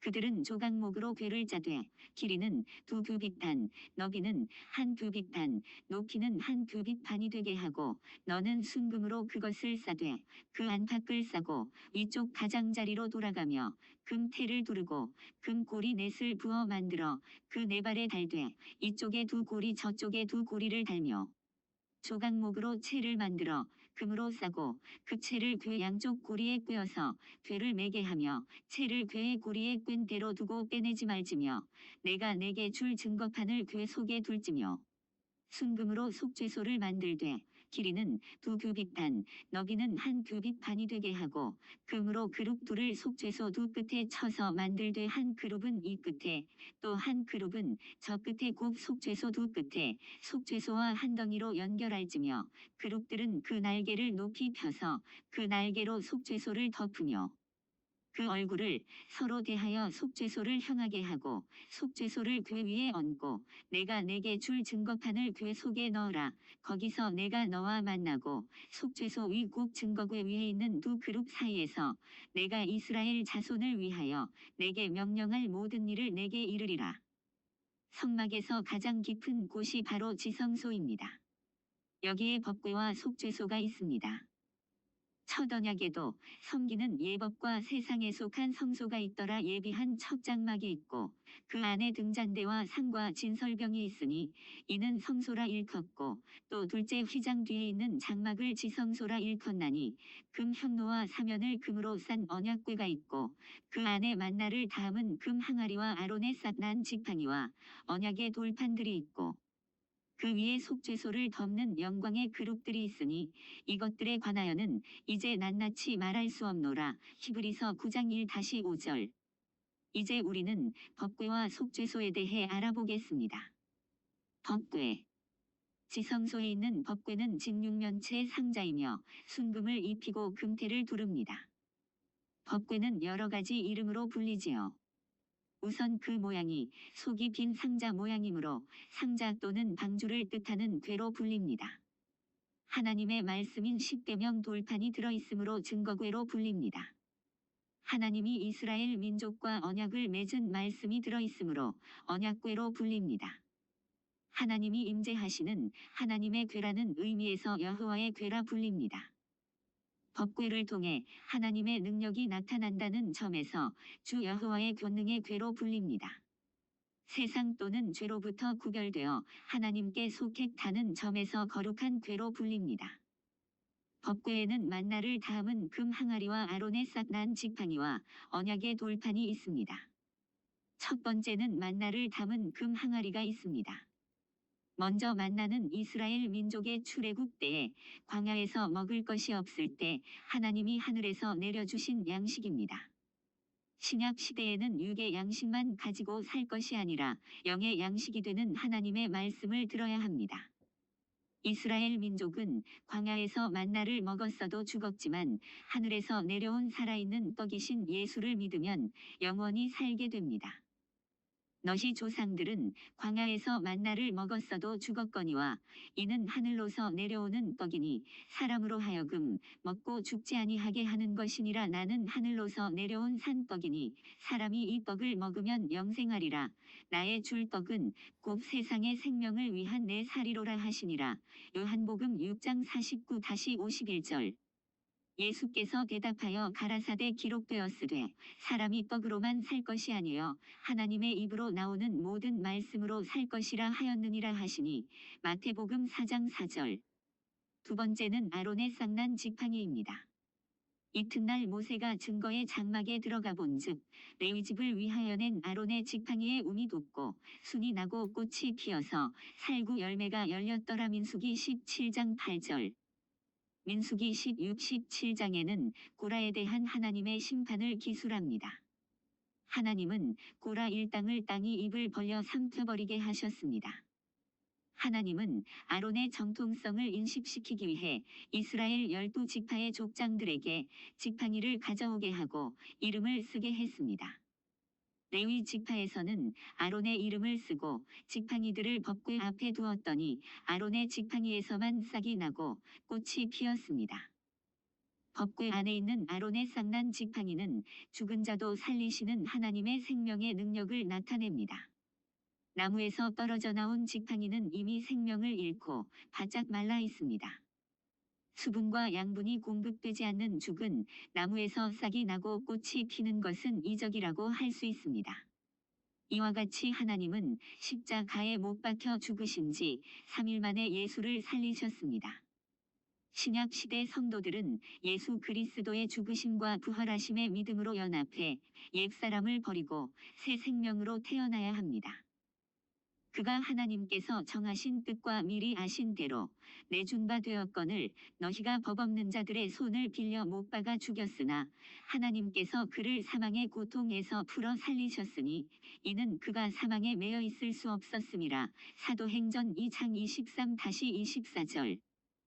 그러므로 우리가 그의 죽으심과 합하여 침례를 받음으로 그와 함께 장사되었나니 이는 아버지의 영광으로 말미암아 그리스도를 죽은 자 가운데서 살리심과 같이 우리로 또한 새 생명 가운데서 행하게 하려 함이라. 로마서 6장 4절. 그러나 이제 그리스도께서 죽은 자 가운데서 다시 살아나사 잠자는 자들의 첫 열매가 되셨도다. 고린도전서 15장 20절. 세 번째는 돌판입니다.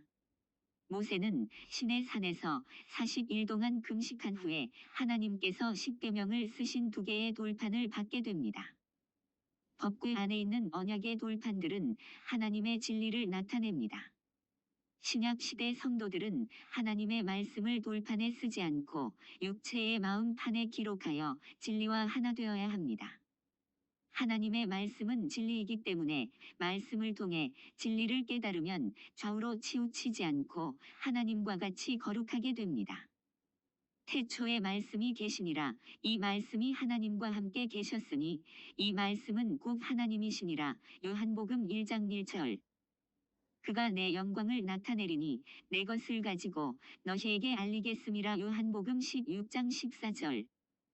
법궤는 성막의 가장 깊은 곳인 지성소에 있고 하나님이 임재하시는 곳이기 때문에 하나님을 나타냅니다. 이스라엘 민족이 이민족과 전쟁을 할 때 법궤를 메고 나가면 하나님이 함께 하셨습니다. 속죄소. 속죄소는 법궤를 덮는 판입니다. 하나님은 속죄소 위에 있는 두 그룹 사이에 나타나셔서 이스라엘 민족에게 말씀하셨지요.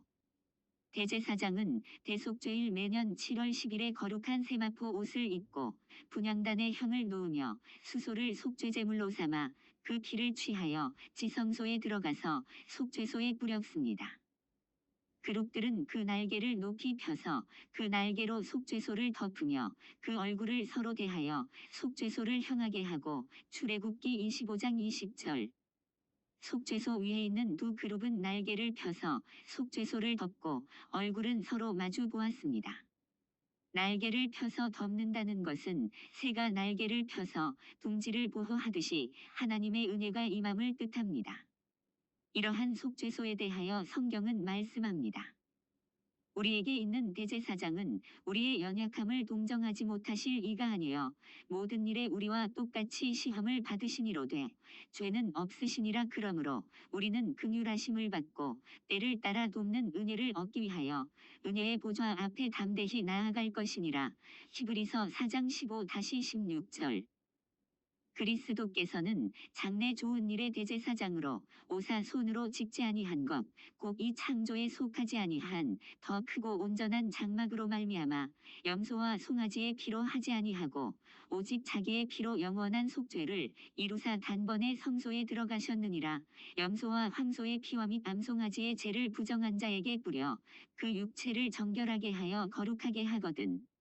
하물며 영원하신 성령으로 말미암아 흠없는 자기를 하나님께 드린 그리스도의 피가 어찌 너희 양심을 죽은 행실에서 깨끗하게 하고 살아계신 하나님을 섬기게 하지 못하겠느냐. 히브리서 9장 11-14절. 인류를 위한 영원한 대제사장은 신약 성경의 예수이십니다. 예수께서 우리 죄를 대신한 대속제물이 되셨고 자기 피를 가지고 하늘 지성소에 들어가셔서 인류를 위한 영원한 속죄제사를 드리셨습니다.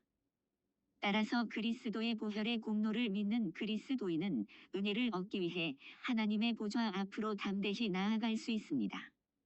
예수께서 부활하신 후에 두 천사가 그리스도의 몸이 놓였던 곳의 머리 쪽과 발 쪽에 있었는데 이 역시 속죄소를 보여줍니다. 이는 그리스도와 함께 고난을 받은 그리스도인에게 하나님의 은혜가 임하고 천사가 함께 한다는 것을 뜻합니다. 성소는 제사장들이 매일 섬기던 장소이지만 지성소는 1년에 한 번만 대제사장이 들어가서 하나님을 뵙던 장소입니다. 하나님의 아들 예수께서 십자가에 달리셨을 때 성소와 지성소를 나누고 있던 휘장이 찢어졌습니다. 이는 예수 그리스도가 휘장국 자기의 육체를 찢으시고 부활하신 후 하늘 보좌에 오르셔서 성도에게 은혜 베푸시는 것을 뜻합니다. 예수께서 대언자가 되셔서 지금도 우리를 위해 간구하십니다. 이제까지 성막에 대해 우리가 들은 바대로 성막은 하늘의 모형이여 하나님의 집입니다. 이 성소에서 제사장이 하나님을 섬기는 법을 통해 승리하는 성도의 영적 생활에 대해 깨닫는 바가 많습니다. 이 땅에서의 삶을 마친 후 마침내 하늘 성소에 오를 수 있기를 소원합니다.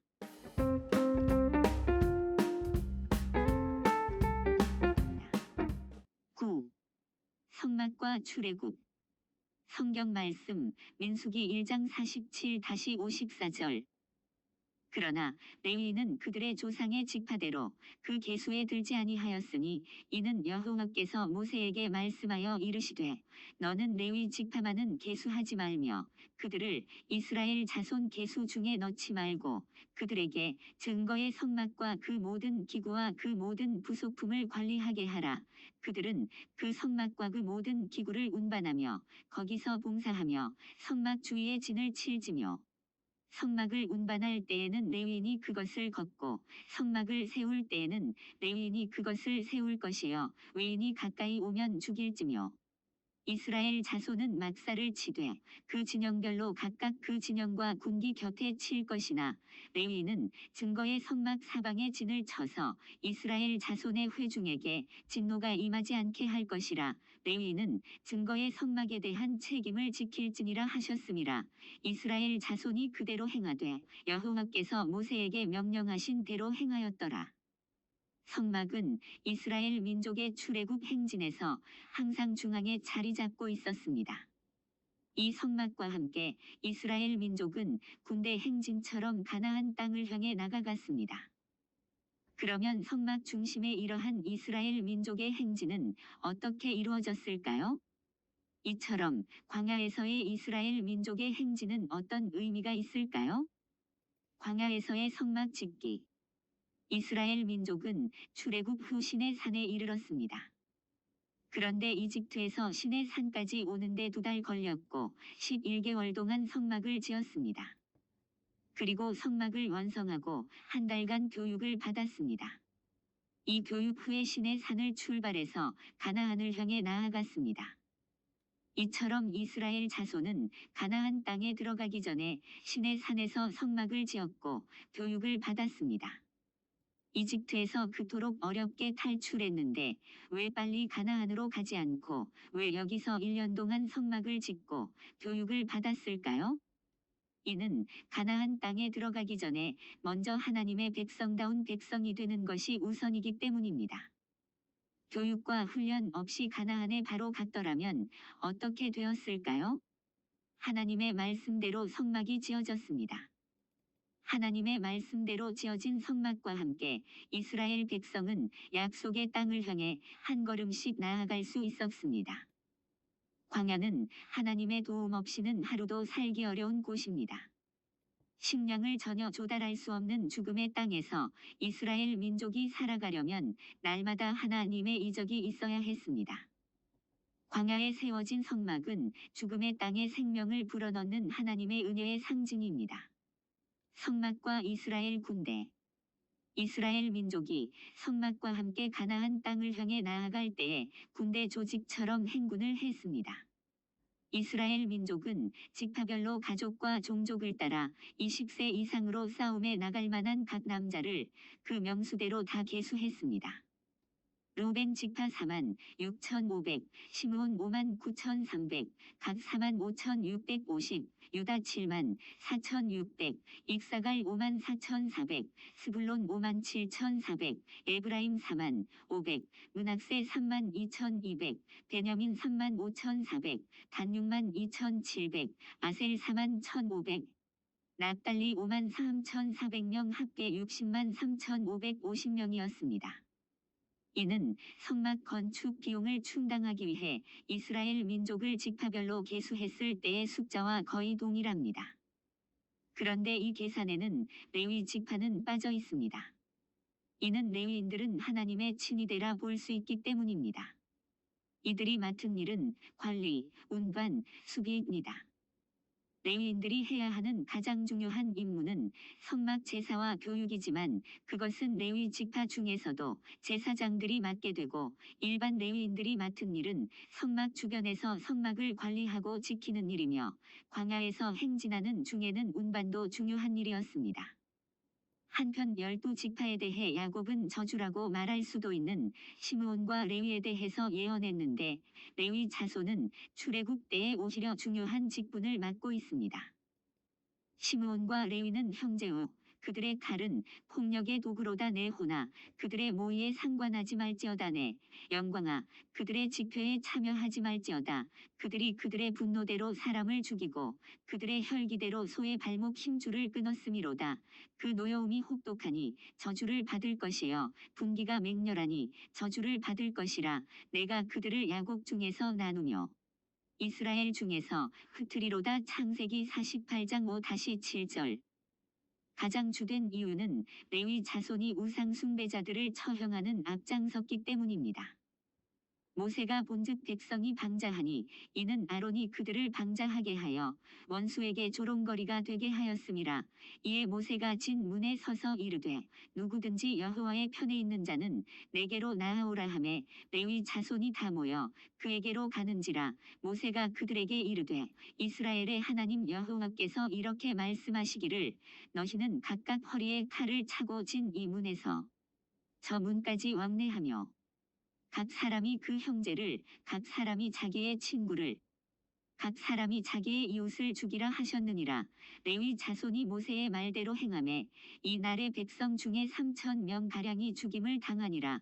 모세가 이르되 각 사람이 자기의 아들과 자기의 형제를 쳤으니 오늘 여호와께 헌신하게 되었느니라.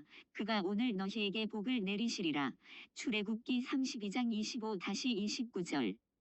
성막을 세우고 그 주위를 레위인들이 진을 세워 둘러막았습니다. 외인의 접근을 막아 이스라엘 회중에게 하나님의 진노가 임하지 않도록 막는 역할을 했습니다. 그 바깥에 백성들이 머물었습니다. 이처럼 성막이 백성들의 중심에 있다는 것은 우리 성도들이 하나님 중심으로 살아야 할 것을 보여줍니다. 지파들의 진 배치와 행진. 이스라엘 민족은 성막을 중심으로 지파별 길을 세우고 성막을 향해 진을 쳤습니다. 그들은 동서남북이 아니라 시계 방향국 동남서북으로 진을 쳤습니다. 이는 진 배치 순서인 동시에 행군하는 순서이기도 합니다. 제1대인 동쪽 군단은 유다, 익사갈, 스불론 지파로 18만 6,400명에 이릅니다. 유다가 제1대의 중심이며 모든 행진과 전투의 선봉에 섰습니다. 야곱의 예언이 주목할 만합니다.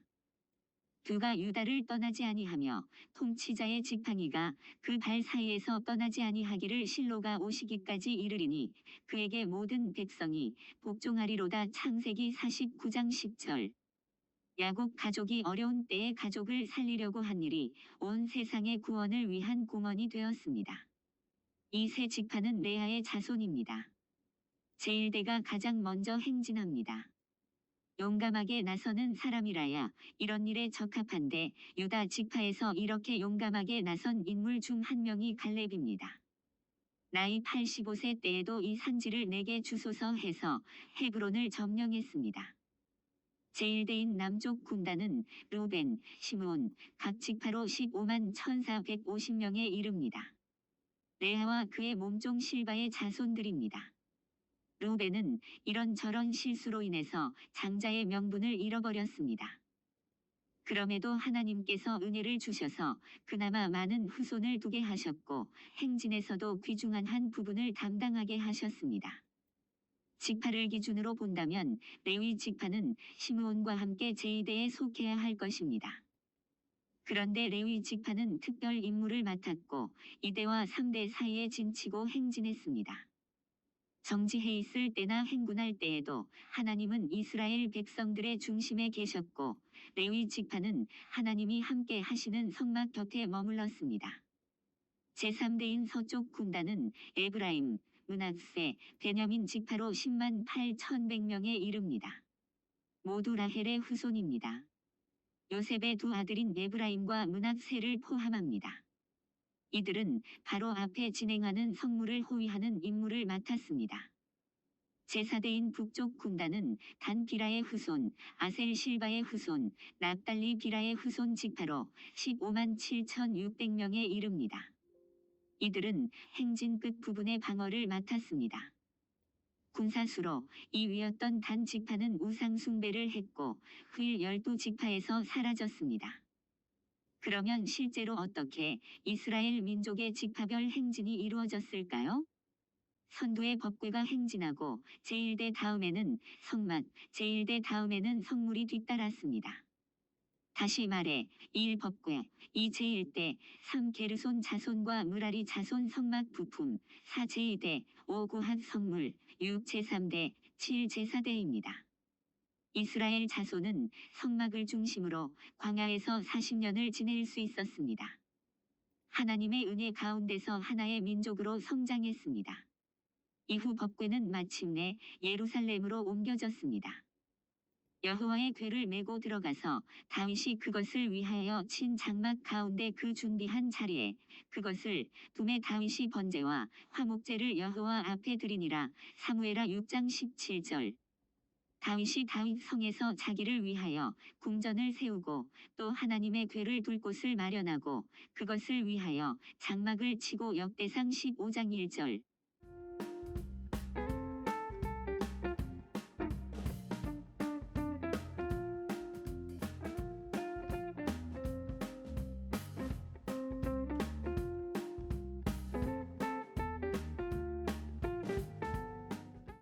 에필로그.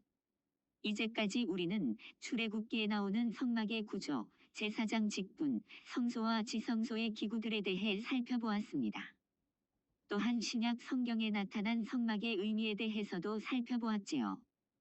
그러면 처음에 우리가 물은 질문과 답변을 다시 한번 돌아볼까요? 그리스도인이 성막에 대해 아는 것이 왜 중요합니까?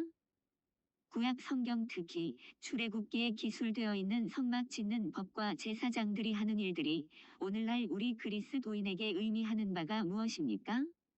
우리 그리스도인은 각자의 신앙 생활을 통해 자신의 신앙적 체험이 중요하다는 것을 깨닫습니다. 왜냐하면 참된 성도의 삶은 종교적인 삶이 아니라 살아계신 하나님과의 인격적 만남에서 시작되기 때문입니다.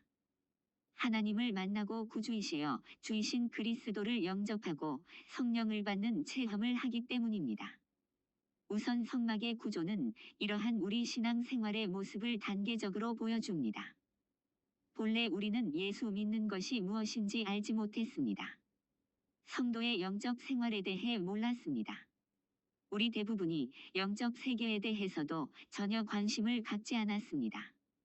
우리는 하나님 없이 산 이방인이었습니다. 그래서 멀리서 성막의 흰 세마포 휘장만 볼 수 있을 뿐이었던 이방인과 마찬가지 상태였습니다. 그러다가 성막 문을 통해 성막의 뜰에 들어설 수 있었습니다. 이는 전도를 받았기 때문입니다. 거기서 회개하고 침례를 받아 죄사함의 체험을 하였습니다. 개인적으로 약간씩 차이가 있지만 우리 각자의 회개는 세상과 우리 자신을 분리하는 분명한 체험이었습니다. 그리고 죄인임을 시인하고 신앙을 고백한 후 침례를 받았습니다. 성도의 신앙생활이 시작되어 매주일 예배에 참석했습니다. 성령 받는 체험도 하고 방언을 하는 사람이 되기도 했습니다. 성경을 배웠고 하나님의 말씀을 들었고 기도하기도 했습니다. 이러한 성도의 신앙생활은 성소에서 행하는 제사장의 사역과 비교됩니다. 성소에서 제사장들은 등잔대, 진설병상, 분향단과 연관하여 일했습니다. 오늘날 성도들이 성령을 힘입어 말씀과 기도에 힘쓰는 신앙생활을 떠올리게 합니다. 모든 일을 성령을 힘입어 행하고 하나님의 말씀으로 악한 자를 이기는 생활을 하고 하나님의 이름이 거룩하게 여겨지게 하는 생활에 힘쓰는 것이 우리 그리스도인의 영적 생활입니다. 말씀과 기도와 성령의 인도하심이 우리의 신앙 생활입니다. 성막의 지성소에는 1년에 한 번 오직 대제사장만이 들어갔습니다. 하지만 우리는 성소와 지성소를 나눈 휘장이 그리스도가 십자가에 달리심으로 찢어졌음도 알고 있습니다. 그렇습니다. 그리스도가 자신의 몸을 찢어 새 길을 여셨습니다. 이제 그리스도인은 담대히 하나님께 나아갈 수 있습니다. 하나님의 나라는 진리와 영생과 영광의 나라입니다.